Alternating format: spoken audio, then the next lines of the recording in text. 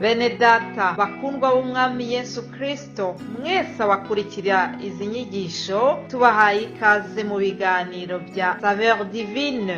Ibi biganiro mu bitegurirwa n'abavugabutumwa bwiza batandukanye, akaba ari umuhamagaro ugendera ku ijambo ry'Imana byanditse mu gitabo cy'ubutumwa bwiza uko bwanditswe na Matayo ibice 24 umurongo wa 14. Kandi ubutumwa bwiza bw'ubwami buzigishwa mu isi yose ngo bube ubuhamya bwo guhamiriza amahanga yose, nibwo imperuka izahera ko ize. Ibi biganiro mubikurikira ku channel ya YouTube yitwa Saveur Divine. Tubifurije kugubwa neza. Imana Data ari nayo So ibaha umugisha.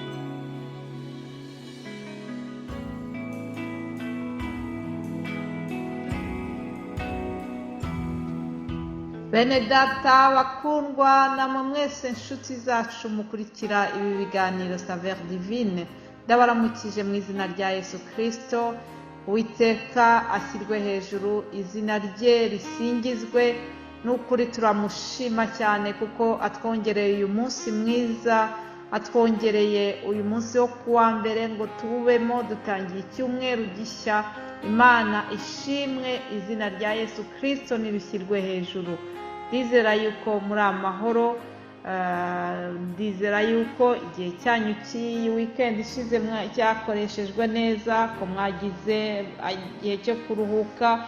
Abari bafite umunaniro mu mubiri, uyu mwanya wari umwanya mwiza wo kugira ngo twongere dusubizwemo imbaraga, kandi Imana ishimwe cyane. Rero turashimira abakurikira ibi biganiro, mugahemburwa n'iri jambo, mukagira inyota yo kudusengera.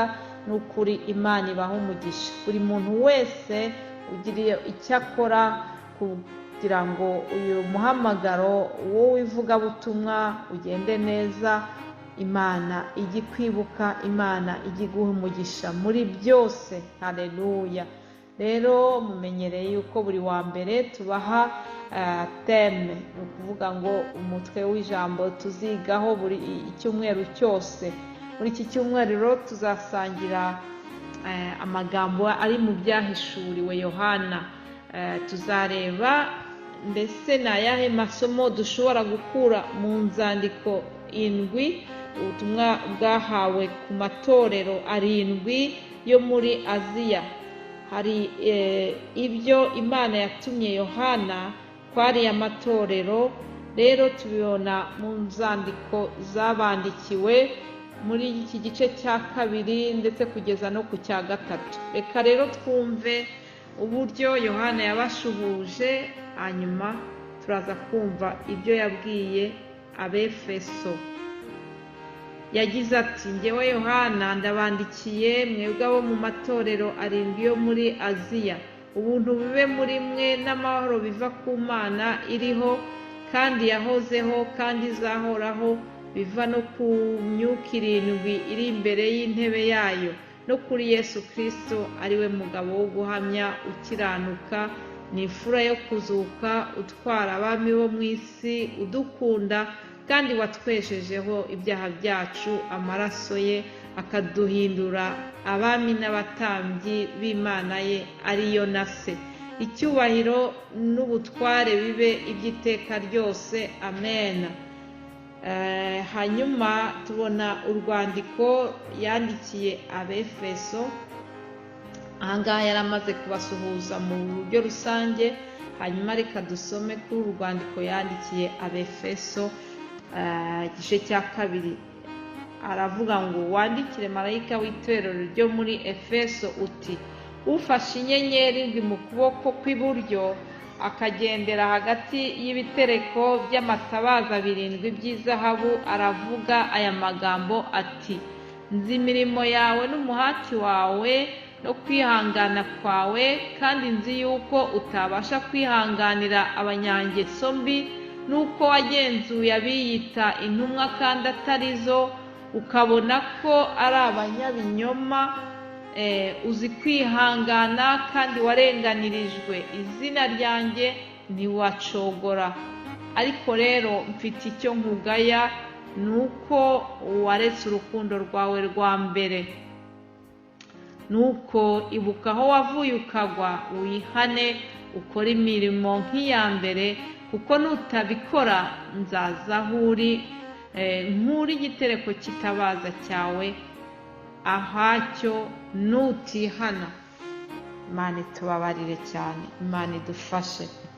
Dusomye amagambo yandikiwe iri torero ryo mu Befeso, amagambo akomeye, ni amagambo yo guhugura iri torero. Rero Pawulo arabandikira, arabanza ababwira ibintu bigenda neza. Umwuka wera yarabarebye, arabitegereza, areba ibintu bigenda neza, arababwira ati yego koko ndabizi ko mukora imirimo myiza, ndabizi ko mugira umuhati mu byo mukora, ndabizi ko mwihanganye.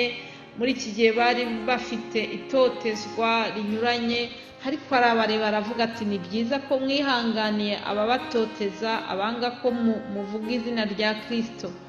Ati kandi nzi neza yuko mwashoboye kugenzura abiyita intumwa kandi atarizo, abo bose mwashoboye kubamenya, ibyo byose murabyirinda, ni byiza. Muri make ni ukuri aba bantu bari bahawe amanota ku bintu byinshi, muri domene nyinshi babonye amanota meza.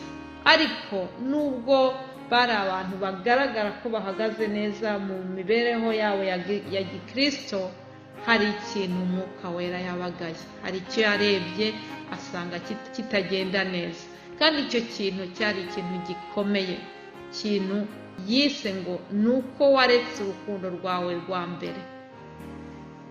Imana idufashe kuba umukristo yaratangiye ari umuntu ufite umurava, ari umuntu wishimira kujya mu materaniro, ari umuntu wishimira gukora imirimo myiza, ari umuntu unezererwa ibintu byose bijyanye n'umurimo w'Imana. Ibyo ngibyo biba byerekana yuko ugifite urukundo rushyushye. Hari urukundo umuntu agira bwa mbere iyo akimara gukunda. Uru nguru nirwo bavuze ati urukundo rwa mbere. Mbese wowe nanjye unyumva, mbese uracyafite urukundo rwa mbere wari ugifitiye Imana? Niba hari uburyo witwaraga ukimara gukizwa, ukimara kumenya Imana, hari uburyo witwaraga, mbese uyu munsi niko ukimeze? Mbese wa muriro wari ufite ugitangira kumenya Imana niko bigimeze? Ngurwo urukundo rwa mbere. Aba bantu rero bo muri Efeso, Imana yabagaye yuko bacitse intege, bagabanyije umuriro, barakonje. Rwa rukundo rwa mbere ngo ruragabanutse. Imana idufashe.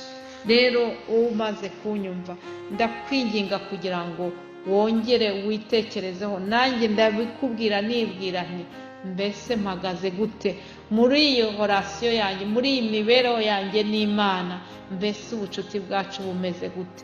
Mbese uko nakundaga Imana nkimara gukizwa niko bikimeze? Icyama tukongera tugatekereza neza, tukareba niba tugifite urukundo rwacu rwa mbere. Iyo umuntu agikunda bwa mbere, ahora afite inyota, ahora afite amatsiko, ahora yifuza guhura n'uwo bakundana, kandi akifuza yuko batindana. Ndetse n'iyo bahuye usanga igihe bamaranye abona yuko kiri kwihuta cyane, akifuza ati yaba nashoboraga guhagarika igihe ntikihute maze nkashobora tugatindana. Ndakwifuriza nawe kongera kugira urukundo nk'urwo ngurwo, urukundo ufitiye Imana, urukundo ufitiye Yesu Kristo, rujye rugaragarira mu nyota yawe, inyota yo gutindana n'Imana, inyota yo gukorera Imana, inyota yo kumva ijambo ry'Imana, inyota yo kwiyeza ku gato no ku kanini. Ngibyo ibizerekana yuko rwa rukundo rwa mbere ukirufite.